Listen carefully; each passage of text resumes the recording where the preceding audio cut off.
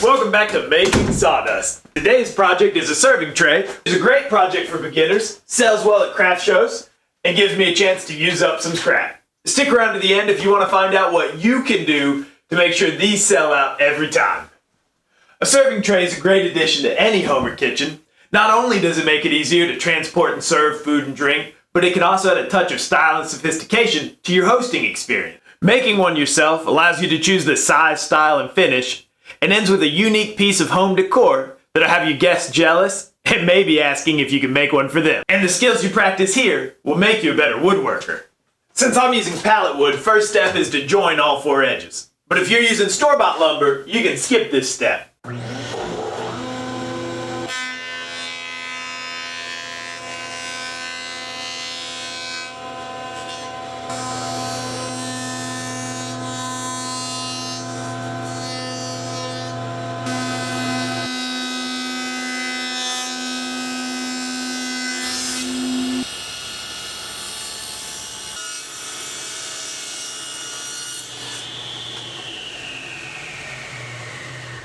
With the stock square on four sides, let's talk dimensions. I'm aiming for a tray that's 13 by 21 inches. Not only is that close to the golden ratio, but they're Fibonacci numbers. That's right, I know some fancy math words.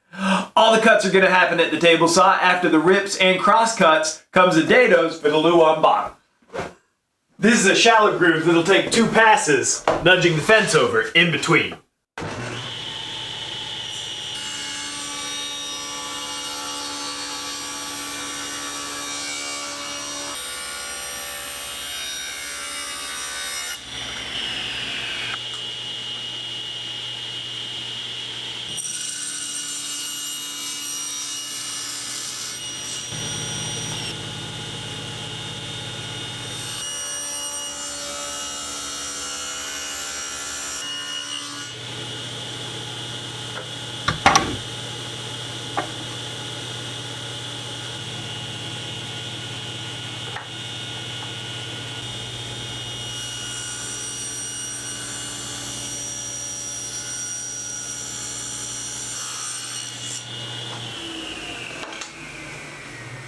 Look at this problem.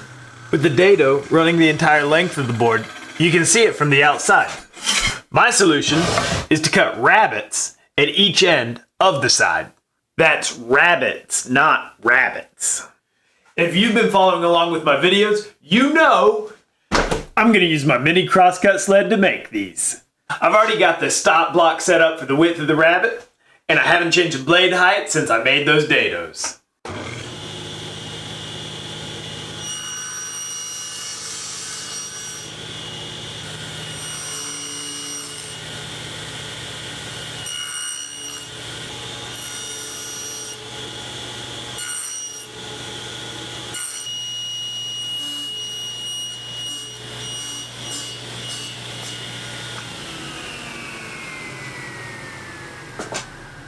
That looks better. Now you can work on the smaller details. Both ends need a gentle curve. Pro tip, use a metal ruler or a thin piece of wood instead of a compass to make a more interesting shape. Let's take these over to the bandsaw to cut just outside the line.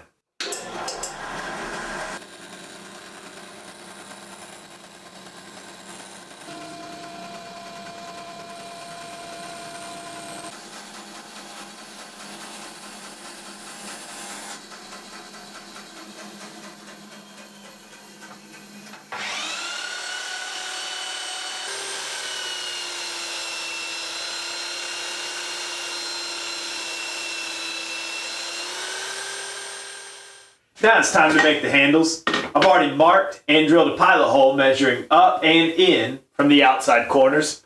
This is the perfect chance to use the serrated edges on my new Forstner bits.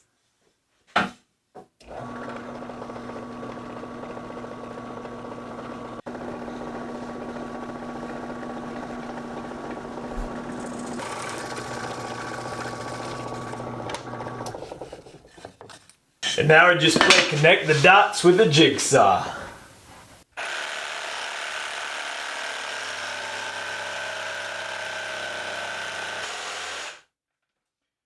You can ease over the edge with sandpaper, but I'm going to make use of the router table.